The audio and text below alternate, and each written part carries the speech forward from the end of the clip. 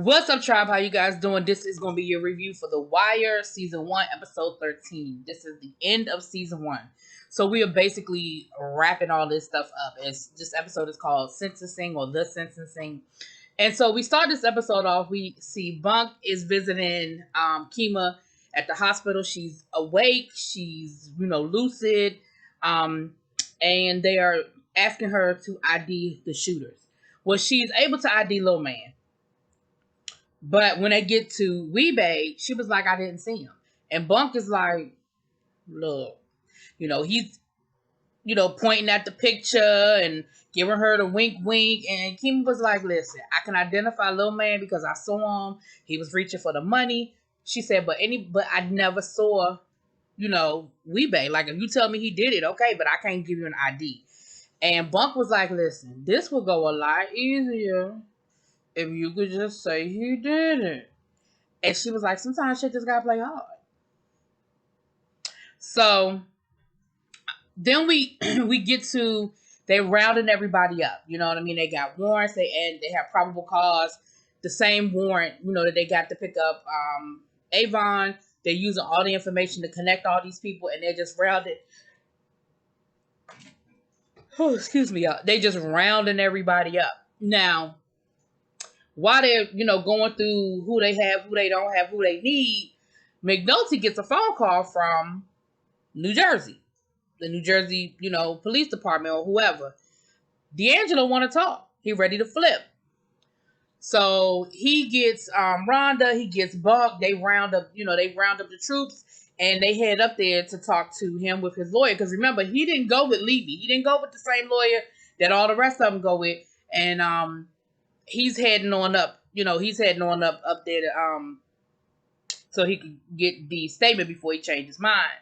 Now, in the meantime, Avon gets bailed out of jail on $250,000 bail. And they, go meet with Levy. And they're meeting in a damn parking garage because Levy was like, at this point, I don't know what's what, who's what, where's what. And what he figures out is that based on the language of the warrants, it's probably not one phone, it's not one snitch, it's probably a wire. And then he says, well, they said, well, what about D'Angelo? He said, you didn't have that phone call over the phone, did you? And Avon was like, hell no. He said, I did it in my office. And so, of course, then they were like, oh, shit. But then, Stringer is like, but if they had a wire in the office, we done talked all kinds of business. Why they pick you up and didn't pick me up? And they were like, that's, they don't know. They can't figure it out. And of course, they don't make the connection that they only got that one phone call on that one, at least in the beginning, that one conversation on the line. Also, the lawyer gives Avon a message from Weebay. He's calling the lawyer's office to get messages back and forth to Avon. That's important. So now they figured out they got to switch it up. They got to find a new place to do business. So, Avon owns property all over the damn city. And so they end up going to a funeral home. I guess they figured that's the one place they wouldn't look for us. They go to a funeral home, and Avon is like, we could kind of make this work, da da da da da da da. And of course, they're being very careful. They're not saying too much. Dee's mother shows up, and they won't even let her talk. She was like, y'all being real careful. Y'all ain't never even been in this building before. They were like, listen, at this point, we just got to be careful because they had wires in places we never thought they would have wires. So we just not taking any chances. So they end up having a conversation with Dee's mother, and, Dee's mom is like, he's like, yo, is D good? Like, basically, he gonna take this bid. Like, he gonna have to ride it out. He gonna take this bid. And she was like, yeah, he good. He gonna make it do what it do. Like, it is what it is. He was like, well, have you talked to him yet? And she said, no, I was trying to get everything straight on this end before I had, because again, remember, he's not in a local jail. He's up in New Jersey. So she was like, I was trying to get you bailed out and get all this stuff straight on this end before I drove up there to go see him. And so she, so her and Stringer basically like, listen, you out for right now. Like, you just gonna go sit down and chill out for a little while. We'll handle the product. Dee's mother was like, I'll handle the money. Stringer handles the product because you just hide. Like, the police are on you. You hide. They know your face. They're going to be following you. They're going to be looking for more information. So, we can't take that chance. Clearly, they don't have nothing on Stringer because they didn't pick Stringer up. So, they head so now we see McNulty, Bunk, and Rhonda, the DA. They head up to New Jersey, and D is ready to talk. Like, basically, D is giving them everything they want, and every time he thinks there's nothing else that he can tell them, they give him more information. And before it's over with, he done told them about he done told them everything he knows about Wallace. He doesn't know who killed Wallace because he doesn't. He has no idea who killed Wallace. But he does know that Stringer was asking about Wallace because they knew they could connect Wallace to Brandon. They showed him about the security guard. They told him about, he was like, oh yeah, they tying up loose ends. They were like, exactly. So, they let them hear a little bit of the wire, and he was like, y'all got all that on tape? He was like, yeah, we got all that on tape. So he said, they asked him about the girl out in the county that got shot, the one that they found naked by the refrigerator. And he tells them, now remember, he told Bodie and all of them the story about how he killed the girl, right? He didn't kill that girl. He showed up with the 8 ball of cocaine that she was supposed to keep, until Avon made his way over there to see her later on that night. He said, but they set me up. They basically used me as the decoy. And while I was at the front door giving her the drugs, Weebay was at the window. He was the one that tapped on the window. He was the one that shot her. And he bragged about it, he bragged about it. He was like, Weebay got that 45 he liked to use. So now they know, oh, okay, so any deaths, any murders with a 45, we could sort of connect to Weebay. He also told them about, what was it he told them about? But anything he knew, he told them about, child. Whatever he sang like a damn jaybird. Whatever he knew, he told it. And they were like, well, what you want? He was like, I want to walk. And she was like, I don't know if we can do that. He was like, listen, I want what Wallace wanted. I want to be able to walk away from this, start over a new job. He said, I feel like I'm more free in jail than when I was at home. He said, I just want to walk away from this and just feel free to live my life the way I want to live my life. And he was looking around the room, and he sort of looks at everybody in the room, and he was like, y'all don't get it. And they were like, what is it that we don't get? He said, listen, I was born into this. And then he dropped some dude's name, and when he said that name, everybody looked at him. He was like, that was my grandfather. Y'all know who he was? So clearly he was some big time, hood. He said, that was my grandfather. He was like, everybody, I was born into this. My cousins, my aunts, my uncles, everybody. He was like, I didn't have a choice. He said, I really ain't made for this life, but I didn't have no other option. This is all I was given. And it made me think about Rayful Edmond. If you guys know who Rayful Edmond is, Rayful Edmond was like, he was the first drug dealer to be convicted under the RICO statute. He was out of D.C. His grandfather was like the biggest numbers runner in D.C. And again, he was raised up in that life. He didn't really know. He was raised in that life. He didn't know anything about it. I mean, he didn't know any other life. Anyway, not to go too deep into that, but it just reminded me of that. And like I said, Avon Barstow is based on a real person. Sorry about that. It is based on a real person. But I also know that, they were looking at other kingpins as well. So I don't know if that's a piece because I didn't do, anyway, I'm getting off topic, child. So, so they basically are like, listen, if he can give us all that he giving us, then we're going to have to find a way to make this work. We're going to have to find a way to connect it and make it work.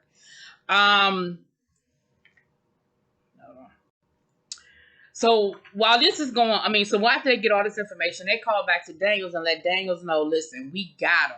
We have D'Angelo who's going to give us everything we need. We got him. So, of course, Daniels is excited. He was like, we made the case. His wife is like, good. She was like, so this should put you back in good standing with Burrell. And he was like, listen, probably not. But at this point, I don't even care because when I bring this case in, they won't be able to deny me. So then he tells his wife, he was like, listen, Burrell know about the money.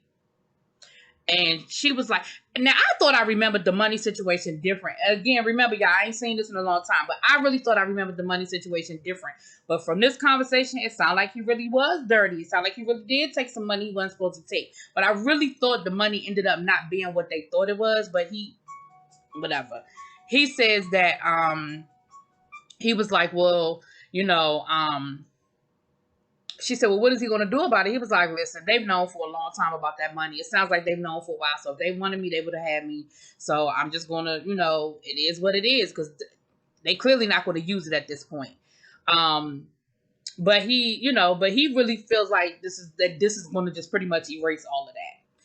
We see Rhonda and McNulty. Rhonda is excited. She is giddy as a schoolgirl. She is like, this is it. I can't believe we brought this case in. She was like, this is a career-making case. Like, we about to bring down Avon freaking Barksdale, who runs half of, was it West Baltimore, East Baltimore, whatever side of Baltimore he was running, child. And they end up having sex right there in the damn parking garage of the police station, child. Listen. You like it, I love it. In my mind, all I'm thinking about, it ain't no cameras. Ain't no cameras. I guess that's a 2020 mind thinking, right? So then we see Freeman. Freeman calling in a favor with an old colleague of his who retired from the force, but he now works at the phone company, and he gives them the phone number of Levy. He said, listen, we know Weebay is in Philly, because D'Angelo told him that he took Weebay to Philly, so they know Weebay is in Philly. And he said, listen, I need you to run a trace on any phone numbers from Philadelphia going to this number. And it was the lawyer's number. And the guy was like, listen, I can't do that. It's going to take a couple of weeks. He's like, no, I can do it, but it's going to take a couple of weeks. And Freeman just kind of was like, all right then. And his boy was like, wait a minute. He said, isn't this the part where you tell me how important this is and how this is a groundbreaking case that you need this information yesterday? So Freeman was like, well, the person on the other end of this phone call is the one who shot that undercover police officer a couple of weeks ago. Dude was like, give me the number. So we know that they're about to, make this case. So then they decided they're going to try to go federal with the case. They said, we can bypass Burrell and everybody else if we can get the feds to pick the case up. So McNulty goes to talk to his boy, the FBI agent from, back in like episode 2 or 3. And dude was like, listen, I done already told you, we're not really picking up drug cases. Like, after 9/11, our priority is on terrorism. So he was like, what about, the DEA? And he was like, they too close to, to the Baltimore police. They'll figure it out before we get close enough, they'll know. So he was like, well, I'll take it to my superiors and see if it's something they want to pick up. But I'm telling you, it's going to probably be a no from us, dog. Then we see Stringer Bell down to his copy, his little copy business. They back up. Dude comes in. They real slick with it. Dude was like, I need 10 copies. He was like, 10 copies? Yeah, 10 copies. And, Stringer comes back over. He was like, you good? Was it, you have any problems? He was like, nah, we good. He ends up giving the dude his copies.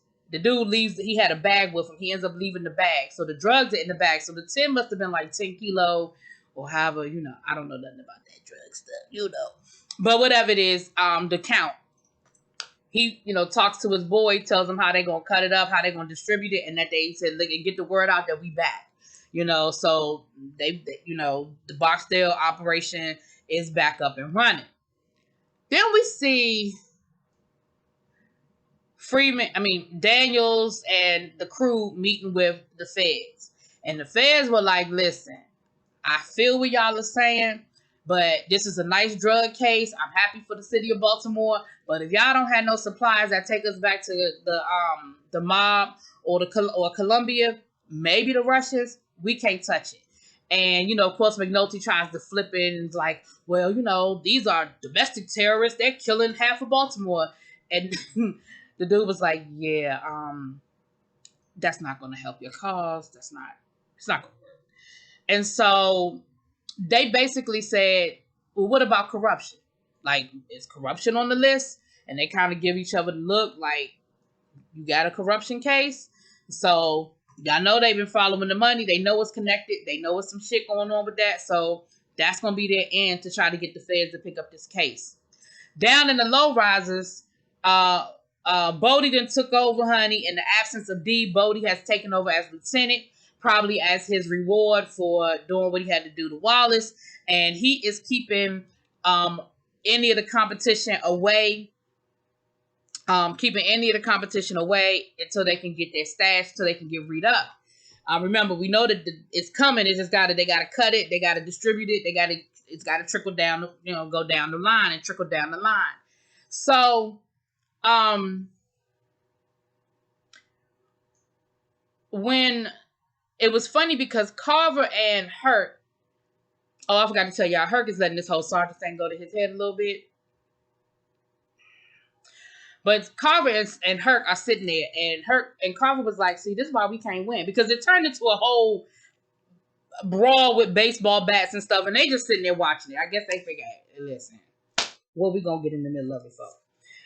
But he said, this is why we can't win. And Herc was like, what you mean this is why we can't win? He said, when they fuck up, they get their ass beat. When we fuck up, we get a pension.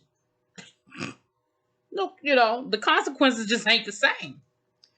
So McNulty finally goes to visit Kima in the hospital. And, you could tell he's nervous and all of that. And she immediately starts asking him about the case. And her girlfriend is sitting there with her. And he's hesitant at first to talk about the case. But Kima keeps asking questions. So then he just finally starts talking to her about the case or whatever. And the girlfriend gets pissed off and was like, fuck both of y'all. And she rolls out. And Kima says, listen, she wants me to, she want me to quit. She said, no job is worth this. And McNulty, and McNulty was like, I mean, she kind of got a point, about that, And so she was like, so you think no job is worth this? And McNulty was like, listen, no, it's not. And he had the conversation that he needed to have with Kima. He told her how he felt responsible. And, he brought up another element to this whole feeling responsible piece. He said, listen, whenever there needs to be an undercover situation, it's always you or, was it Signor, y'all know what I'm talking about. The other black guy. He said, because for obvious reasons, y'all are black. I can go undercover. He was like, so while I was the catalyst for this whole situation, I'm on the sidelines. I can't do anything because I don't fit the bill or fit the mold per se. And, he told her that, he said, if I could go back and do it all over again. And he sort of hesitated because I think there's a part of him that does believe in what he's doing, even if his reasons were not, pure. He does believe in what he was doing, but he also, it's the price of it that I don't think he's wrapped his brain around accepting the price of it. And, Kima tells him, Kima was like, listen, it's a shitty job. We know what we signed up for. And, it is what it is. And I think at the end of the day, her thing is, let's make the case. But they had the conversation that they needed to have. And of course, it was a good one. And it was emotional and, all of the above. And so then Kima says, but, you can do me a favor. And basically, what does she want him to do? Take that money to Bubs that she was supposed to take him the day she got shot. Or the day after she got shot, actually. The couple of $100 that she promised him. And unfortunately, Bubs couldn't hold out. He's back on the street. He's back getting high. And, he was like, she's such a good woman. Like, she is just such a good woman. And, McNulty was like, yeah, she was really proud of you. She was really proud that you were trying to, turn your life around. And Bubs was like, you could see he was struggling with it and all of that. And he takes $20 or $40 out of the pile and he gives the money back to McNulty. He was like, well, for what I'm doing right now, that's all I need. And you got to respect that. At the end of the day, Bubs will rob anybody, but he will not rob Kima. Like, you got to respect that. But McNulty basically tells him, keep it. He was like, you sure? He ends up keeping it. And Bubs says to McNulty, he said, listen, don't tell her. Don't tell her I'm back out here on the streets, So we back down in the boiler room and we find out that even though Herc scored higher than Carver on the exam, Carver actually got a job as a sergeant. Like, he actually got a placement as a sergeant. Herc didn't. So then we see the dancer coming in to see Freeman again. They just showing us that for future reference, okay? They looking like they getting real cozy, but again, we'll get into that later. So Daniels calls Carver into his office, and Daniels was like, "So you got something you want to tell me?" Carver was like, "What you talking about?" "Who, me?" He was like, "Yeah, I mean, anything you want to get off your chest?" And Carver was like, "I don't know. I don't know what you're talking. I don't know what you're talking about." He said, "I've had a snitch in my unit the whole time, and Burrell always seemed to be one step ahead of me." He said, "Until the day that we went and picked up Avon in his office. And the only thing that was different is that you were at an in-service. You weren't here. So you didn't know. And you couldn't call Burrell." And so Carver comes clean. He said, "Listen, let me just go on and break it down for you. I got called into the deputy of operations office. I went up to the 8th floor. He said, hell, I ain't never been up to the 8th floor before. The man sat down and had coffee and a quiche with me." Well, whatever it was, child. Breakfast. "And basically told me, look, you help me, I'll help you." And he was like, "What was I supposed to do?" He's the deputy of operations. And so Freeman was like, Daniels was like, "Listen. Because at this point, what you going to do? The man done already got promoted. This case is wrapping up. You ain't going to be his commanding officer anymore. And you know that you in the shit pile. So there ain't but so much you going to say or do." But what Daniel says to him is this. He says, "Now, this is what I want to say to you." He said, "Listen, you getting ready to go be in charge of some folks. They're going to be looking at you for leadership. And if you run a tight ship, that's what you're going to get in return. If you get their trust, they will have trust in you." He said, "You are going to have to decide the type of leader you want to be and what you want to invoke from your people." And he sort of leaves him with that thought because, like I said, what you going to do? Like, okay, I ain't catch you earlier, but and then I can do about it now. So then we get down to, they go back and they meet back up with the FBI. And somehow or another, somewhere along the way, their case gets stalled. They're no longer interested in the corruption. Somebody that made a phone call to say somebody to tell somebody, and they done shut that shit down. So the FBI is like, "Yeah, nah, we don't want this. We don't want no parts of this. We kicking it back to y'all." So of course, McNulty, cusses everybody out, what he been doing, and it is what it is. Now, Dee's mama finally come to visit him, right? And she explains, basically she lets him know that he been talking. She lets him know that she knows he's been talking because where he is, he's no longer like in, the general pop area where she expected him to be. And he tells her, he basically tells her, like, "Listen, I ain't made for this life and I just want to get out. Like, I just want to leave. And they offer me an opportunity to walk away." She was like, "But what you giving them? Like, you walking away, but what are you getting in return? What are you giving them in return?" And, of course, he kind of has that guilty look on his face. And she said, "Listen, I want you to think about this clearly. Because you're not just hurting him. He know he fucked up. He know that he put you in a bad situation that got you caught up. He got that. And if you want him to do the bid, he's going to do the bid. He done already said, if you need him to take the hit, he'll take the hit," which is a lie. Avon ain't taking the damn hit. But she said, "But that means you got to be ready to step up. Because if he go away, it's on you." And he was like, "I ain't ready for that." He said, "I ain't never going to be ready for that." She said, "Okay, but if you snitch, think about how you're going to be hurting everybody. The whole family is going to go down. If you snitch, all of us go down, including your baby is going to end up hurting. Because who's going to take care of the baby?" And she gets in his head, and she convinces him to not testify. She convinces him to drop the lawyer he has and to pick up Levy and get right back under the family fold. And this is the beginning of the end of this whole, well, I shouldn't say the end, but not the desired response, I should say. The desired ending, like I said. So So Pastrami Sandwich gets his gun back. So he's back, he's out the boiler room. And they were able to trace the number to find Weebay. So they know where Weebay is. So they on their way to Philly. They're coordinating the situation. So Pastrami Sandwich gets to go with them up to Philly. And they get Weebay. Now, once they get Weebay in the box and basically they let him know that they got him dead to rights and that they got him for the attempted, murder of a police officer, it really ain't nowhere to go but down. Like, his lawyer tells him, listen, all I can do is try to keep you off death row. But other than that, you about to be in jail for the rest of your life. So Weebay's thing is, all right, well, fuck it. If I'm in jail, I'm in jail. And they were like, well, if you could flip on Avon and Stringer. He was like, yeah, nah, that ain't gonna happen. He was like, all right, well, what you gonna give us? Weebay I think by the time he was done, he confessed to the assassination of JFK. He started confessing to murders to people that they didn't even know he killed. He told him he killed Lil Man. He told him about the dancer. Not the dancer.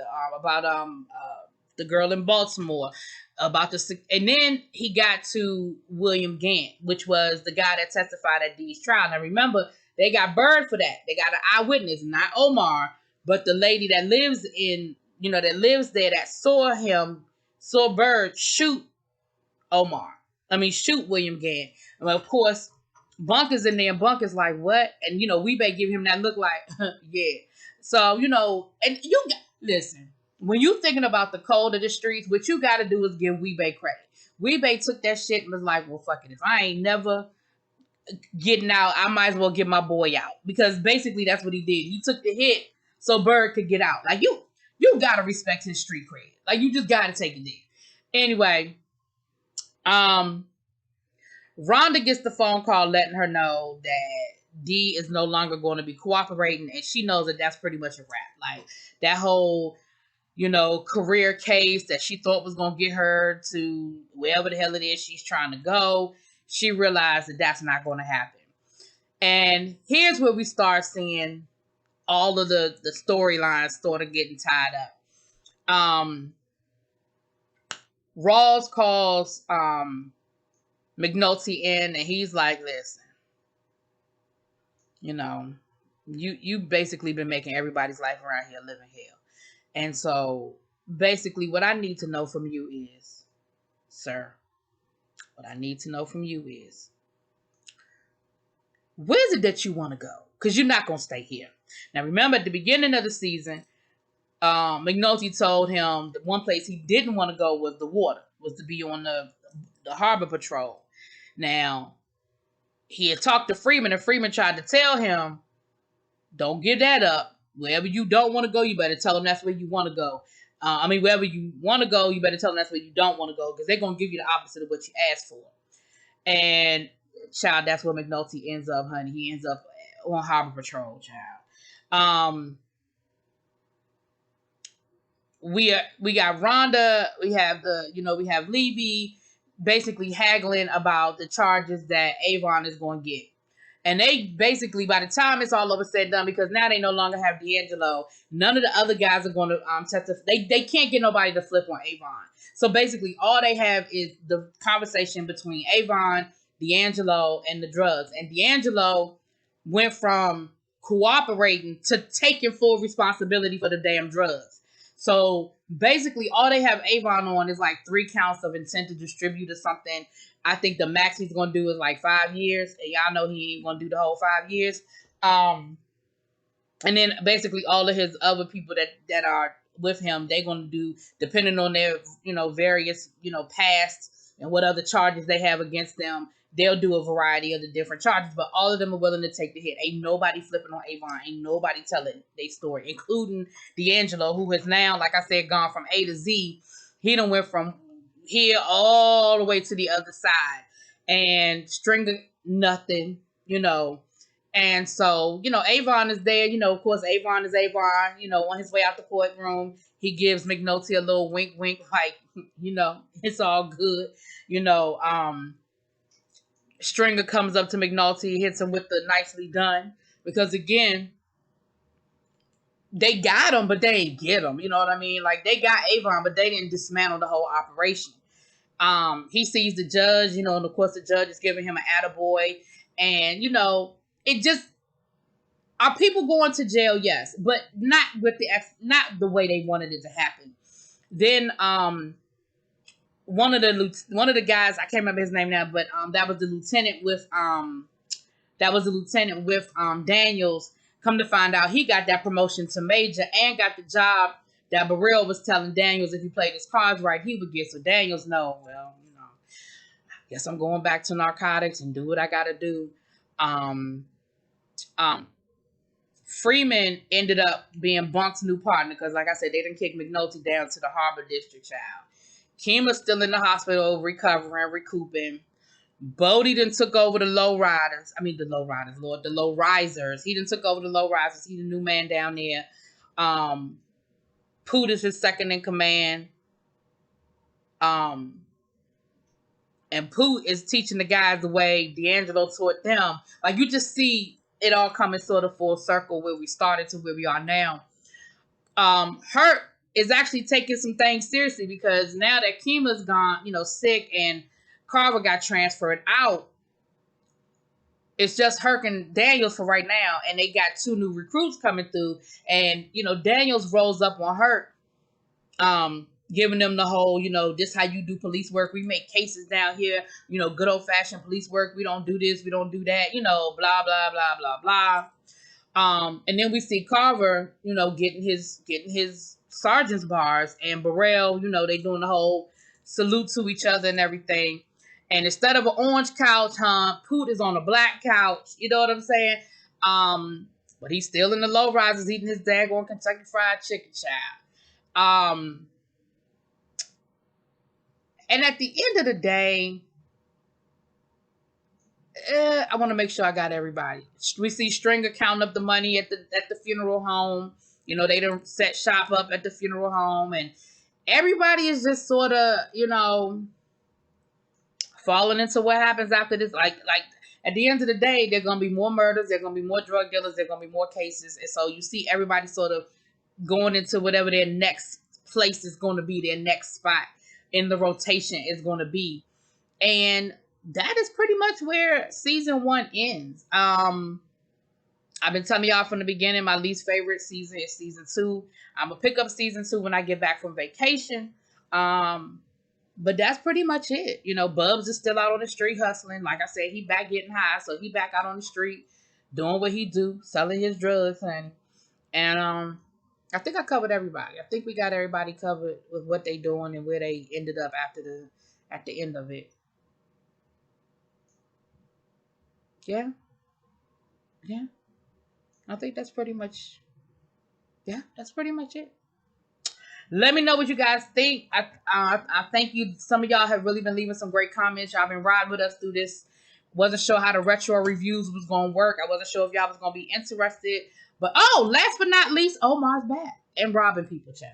Anyway, Omar's back in Baltimore, and he's still robbing people. All right?